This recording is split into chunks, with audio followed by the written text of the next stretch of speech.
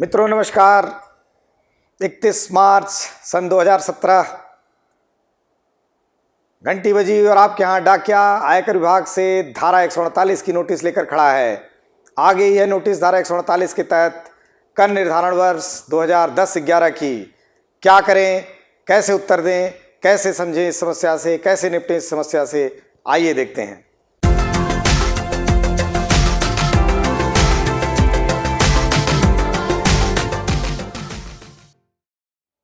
31 मार्च सन 2017 की समाप्ति हो चुकी है। हम अप्रैल के माह में प्रवेश कर चुके हैं, लेकिन ज़्यादातर करदाता परेशान हैं। उनके पास आयकर विभाग ने नोटिस भेजी है। नोटिस गई है धारा 148 के तहत, आयकर अधिनियम 1961 की धारा 148 के तहत नोटिस गई है, जिसके अंतर्गत नोटिस में आपसे मांगा गया है कि आपकी कुछ आय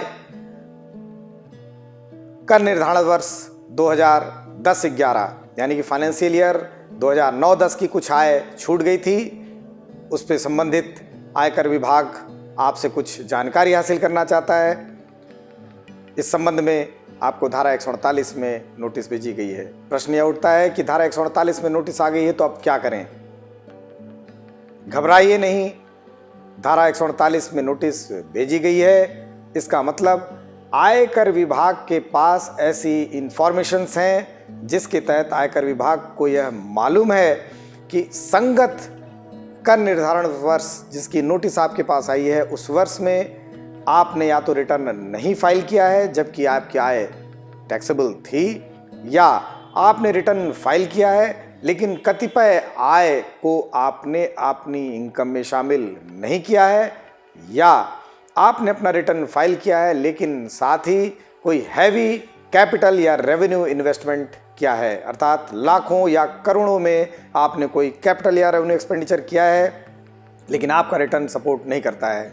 तो ऐसे में संबंधित कर निर्धारण अधिकारी सीबीडीटी की गाइडलाइंस के तहत, अर्थात सेंट्रल बोर्ड ऑफ टैक्सेस की गाइडलाइंस के तहत principal commissioner of income tax से परमिशन लेकर आपको यह नोटिस भेज दिया है या भेज सकता है।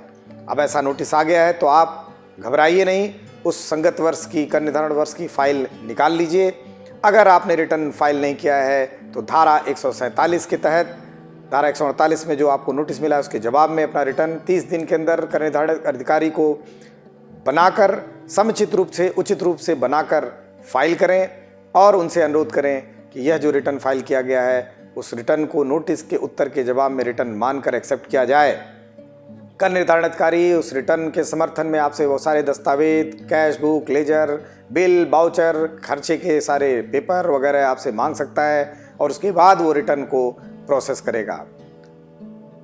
लेकिन ध्यान रखिए, ऐसी नोटिस आने पर यदि आपने रिटर्न पहले से फाइल किया हुआ है तो आप एक पैराग्राफ वाइज 30 दिन के अंदर रिप्लाई बनाकर संबंधित असेसिंग अफसर को भेजें, जिसमें आप संगत कर निर्धारण वर्ष में जो आपने आईटीआर फाइल किया था उसकी कॉपी लगाएं, संगत कर निर्धारण वर्ष में आईटीआर के साथ जो आपने कंप्यूटेशन ऑफ इनकम बनाया था उसकी कॉपी लगाएं, जितने भी चालान से टैक्स जमा किए थे उनकी कॉपी लगाएं, 26AS फॉर्म 26AS की कॉपी लगाएं, जो आपने इन्वेस्टमेंट किए थे उनकी कॉपी लगाएं, balance sheet, profit and loss account unaudited या जो ऑडिटेड था उसकी कॉपी लगाएं, चार्टर्ड अकाउंटेंट्स द्वारा दिया गया रिपोर्ट लगाएं, वो सारे सबूत लगाएं जो आपने हैवी कैपिटल एक्सपेंडिचर या रेवेन्यू एक्सपेंडिचर के लिए किए थे। और इन सबको लगाने के साथ एक पैरा में आप यह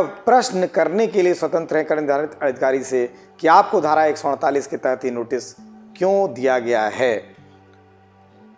कर निर्धारण अधिकारी आपको यह बताएगा कि धारा 148 में आपका केस क्यों सेलेक्ट किया गया है, जिस कारण से धारा 148 के अंतर्गत आपको नोटिस भेजी गई और आपका केस सेलेक्ट किया गया आयकर विभाग में, उस कारण का निदान आपके हाथ में है।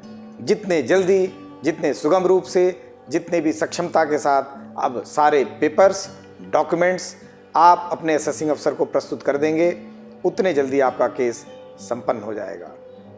तो धारा 148 में अगर नोटिस आई है तो कोई टेंशन लेने की ज़रूरत नहीं है। क्यों आती है धारा 148 की नोटिस और कब आती है धारा 148 की नोटिस, ध्यान रखें।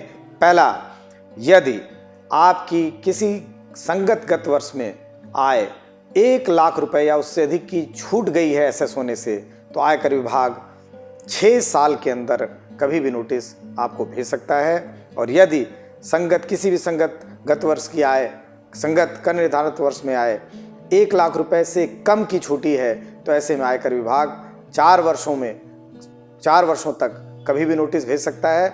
और यदि भारत के बाहर स्थित कोई इमूवेबल प्रॉपर्टी या कोई संपत्ति आपकी आय में जुड़ने से छूट गई है, तो ऐसे में 16 वर्षों तक नोटिस आपको आयकर विभाग भेज सकता है।